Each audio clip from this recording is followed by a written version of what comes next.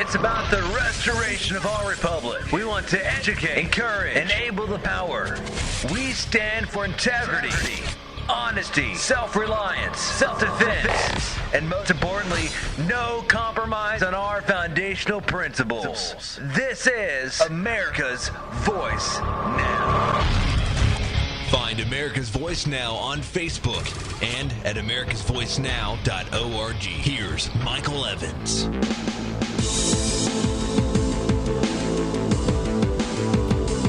Good morning, America. You're listening to America's Voice Now. My name is Michael Evans, and I will be your host this morning, like it or not. Glad to have you on board. If you're catching us live on our website, that's great news. You can always find us there live on audio and or video by simply going to americasvoicenow.org. 8 to 10 a.m., show plays live, and you can watch it on video or you can capture it on audio. Your preference. You can also catch us live every morning on Patriot FB, which is an outstanding website that's kind of a clone of Facebook, but it's patriotic and it's limited to those who will not troll and abuse others. So there's a couple of other great radio programs on there. After mine, or after I go on there from 8 to 10 live, you can catch Resurrect the Republic with Tom Lakarova. He will come on, and then after that, 2 to 4 is J.J. McCartney with an outstanding show. And then 9 to midnight is Midnight Patriot with Jeff Norton.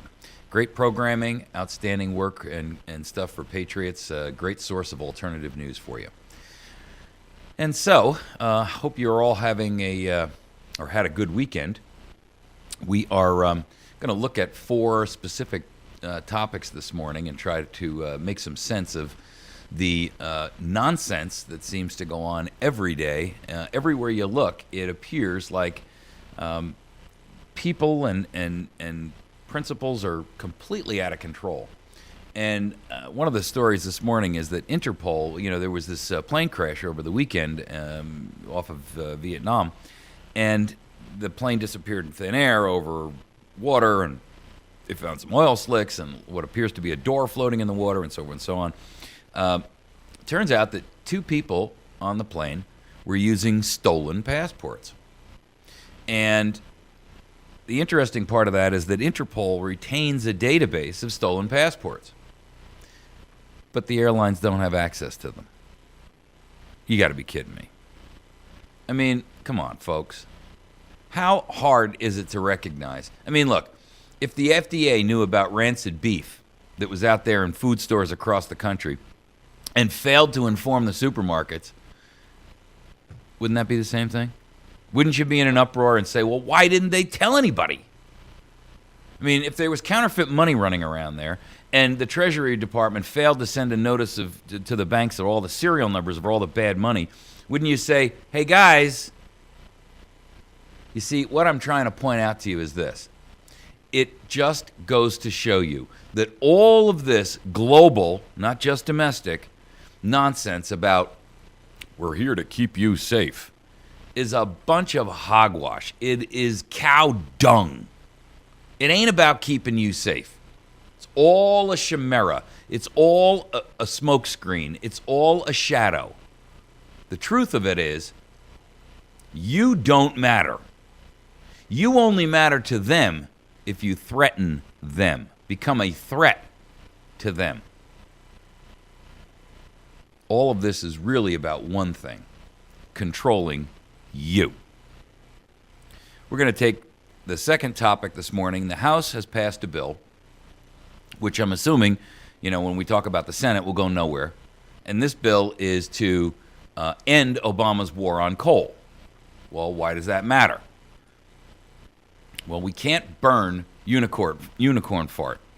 I mean, as much as we like to, it doesn't burn in these electric generation plants, and coal does. And since only 6% of our energy comes from these alternative energy methods like solar and wind and what have you, we're not in a position where we can cancel out the one fuel source that does produce power. In other words, I analogize this to the argument that you hate your job, but we're in a bad economy and the unemployment rate is through the roof. In reality, irrespective of what the government tells you, it's about 22%. And when you look at that number, who in their right mind would quit their job and say, don't worry, I'll find another? You would never do that. You would take the time while you had a job to find another job. That's how you do it. That's logic. That's reason. That's common sense. But no, we're not going to do that. We're just going to destroy the coal industry, and we're going to end the ability for us to produce and generate electricity with coal, and we don't have a replacement in mind. Hello? Well, that'll just necessarily make your electric bill skyrocket, says President Barack Obama back in 2007. Yeah, no kidding. You see, for him, it's a no-brainer. He doesn't really care whether or not you can afford to keep the lights on in your house. All he's interested in is meeting his agenda, which requires you to be stripped of your livelihood, your savings, your ability to function in society, your ability to speak out when your government is doing wrong. And the only thing that you're allowed to do now is just be a little good automaton in the cog. All right, our third topic, Snowden. Quote, many other spy programs are still secret. We're going to talk about that because the truth is, it isn't about keeping you safe, ladies and gentlemen. It's all about controlling you. It has nothing to do with keeping you safe. And he points to some very good examples of that. Our fourth and final topic this morning will be the Farm Bill. And I'm going to expose to you how the Farm Bill has absolutely nothing to do with farming. And it's almost $1 trillion, folks. We spent almost $1 trillion putting this Farm Bill together. Now, that's for the next decade. I'll grant you that. But recognize that 80% of that Farm Bill doesn't go to farmers. It goes to food stamps. And then the other 20% is sucked up by these legal charities who have actually never even stepped foot on a farm. They may have seen one in a picture somewhere, but they've actually never been on one. And they don't run farming operations. None of it goes to family farms. None of it goes to real farmers. It's another massive government giveaway to their cronies, their friends, and their supporters. You see, both parties participate in this. Both parties swim in this same polluted river, the river of money, and you carry the weight. All right, let's jump into our first topic. By the way, if you have not been onto our Facebook page or our Patriot Facebook page, and you have not seen the guy in the tinfoil hat with the cat,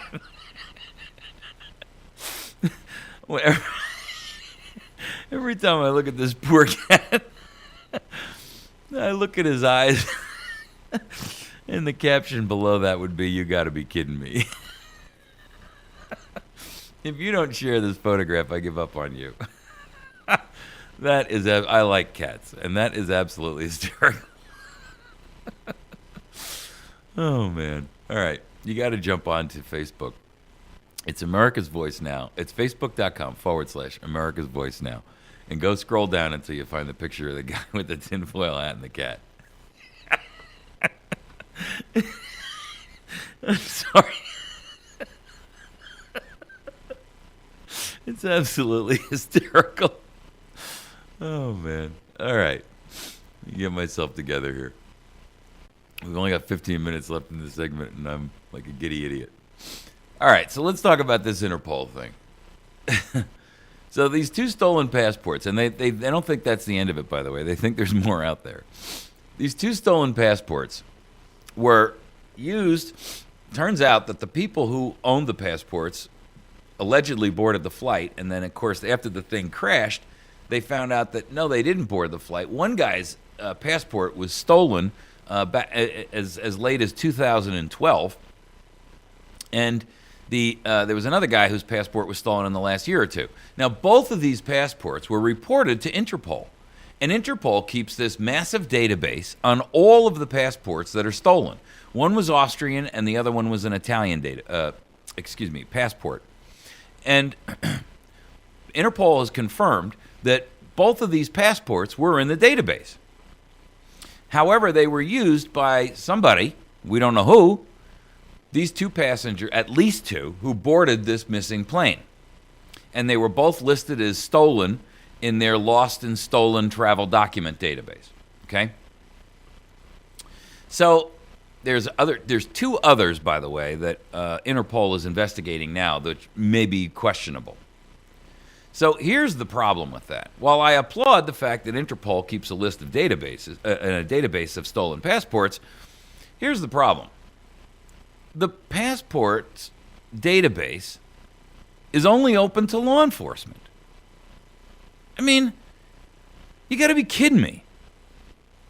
So you've got millions, literally millions, of stolen passports in a database that nobody gets to see except law enforcement. But who's on the front lines? The airline.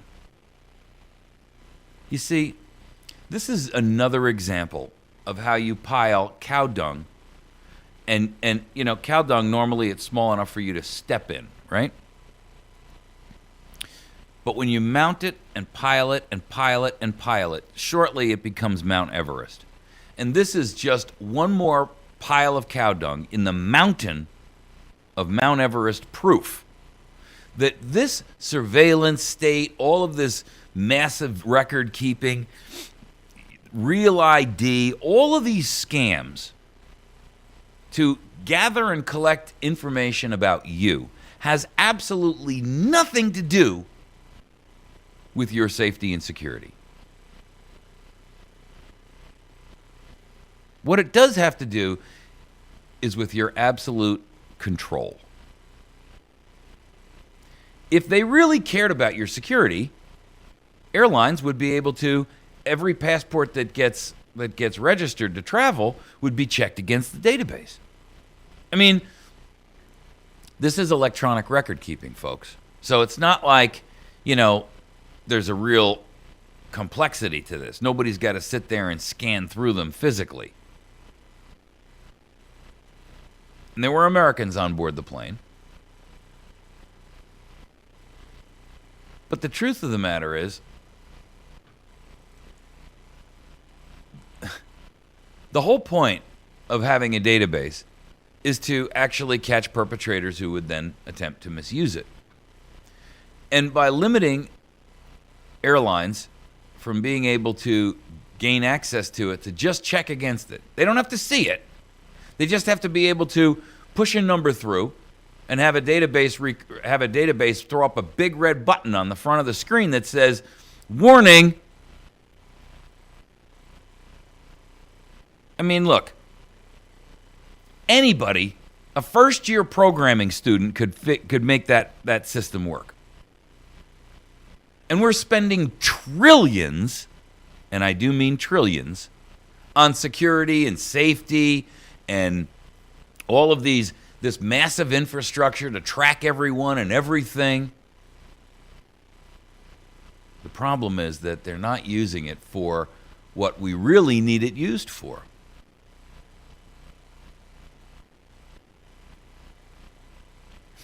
It's all a lie.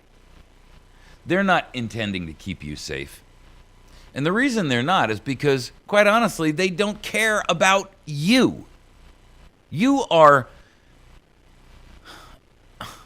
of zero consequence. When you die, 239 people die on a plane, it's collateral damage to these people. You're not important. Only your production, only what you can produce. You are a resource. But every farmer knows that he's going to plant corn and, you know, one or two stalks are going to come up and not produce. And he doesn't really care. He doesn't waste all his time wandering around trying to make sure that he finds that one stalk that won't produce.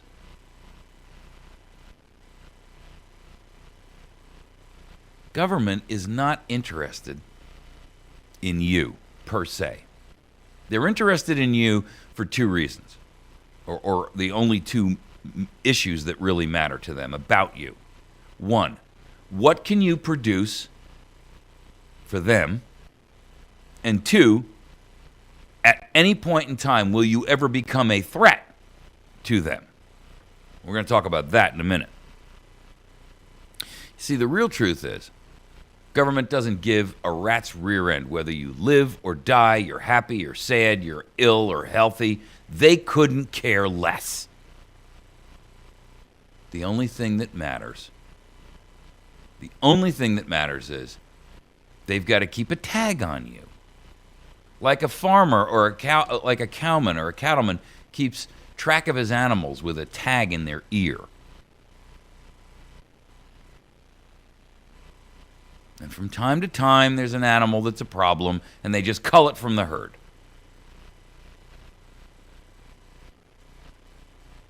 There was an article out this morning about how Eric Holder, and this is, of course, according to Sensenbrenner, right, who's a Republican, and he says Eric Holder should control Texas voting laws, and he labels Texas as a discriminatory state for voting.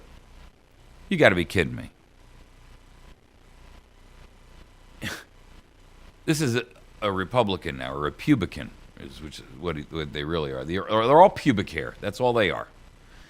Eric Holder is the last person who should be determining who is or is not, and what or what is not a racist. He's incapable of making sure that the dogs get even Steven food in their bowls.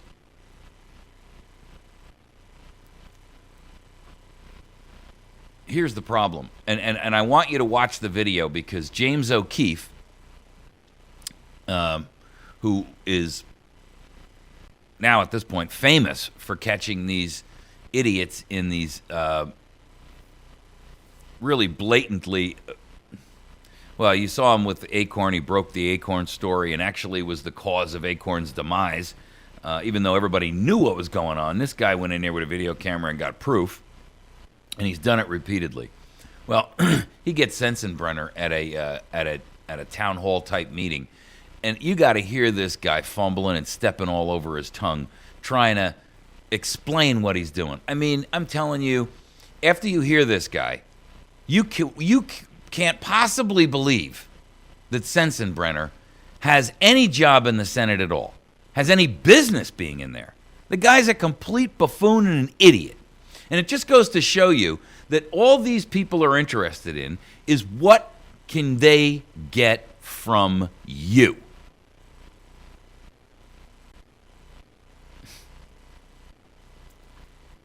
I'm so disgusted with the way that our political system operates at this point that there is no salvage of any of them, not a single one. To be perfectly candid with you, at this point in time, and looking at where we are in the overall, the bigger picture, I can see only one solution here that makes sense. Press the reset button, blow everyone who's in there out, take every law that has been passed, put them all on freeze, take only those that are the absolute necessary to protect, one, our citizenry, life, liberty, and property. Secondarily, our environment, i.e., you cannot be, XYZ paint company and pour toxins into the water. And then make the CEOs criminally liable on a personal level so that when they do that, you don't fine them. The chief executive officer and the senior executive management in the corporations go to prison. Then it will stop. And everything else, gone. And then start over. Because at this point, ladies and gentlemen, we don't have even the remotest resemblance to what our founders created. Not even close. Not even close. And there should be a recall provision for everyone in every office. End of argument. If it's not constitutional, then the only laws that should be passed are modifications and amendments to the Constitution that allow for that. And until then, not a single law gets passed. None. No more giveaways, no more money. That's it. Stop it. You could reduce Americans' tax burdens literally by 80%. Yes, you'd have an immediate blast of unemployment from all of these government workers who suddenly found themselves on the outside looking in, like the rest of us. And they'd have to go find real gainful employment somewhere else. And you can bet corporate America would not put up with a whole bunch of people who pretend to actually do something and do nothing but create red tape and bureaucracy. All right, we're going to take a break. When we come back, we're going to look at this House bill that was just passed to stop the war on coal that's being pushed as an agenda, and the reason why we have to end it. There is no alternative to it, folks. And unless you want to pay 3 times what you're paying for your electric bill now, you're going to get on board. And you're going to get you're going to get some contact off to your alleged Senate representative, and I do say alleged, and you're going to do it en masse. All right, we'll be back in just a minute. You are currently listening to America's Voice Now. My name is Michael Evans, and I'm the host here. You can find us live at americasvoicenow.org. We'll be right back. Do me a favor.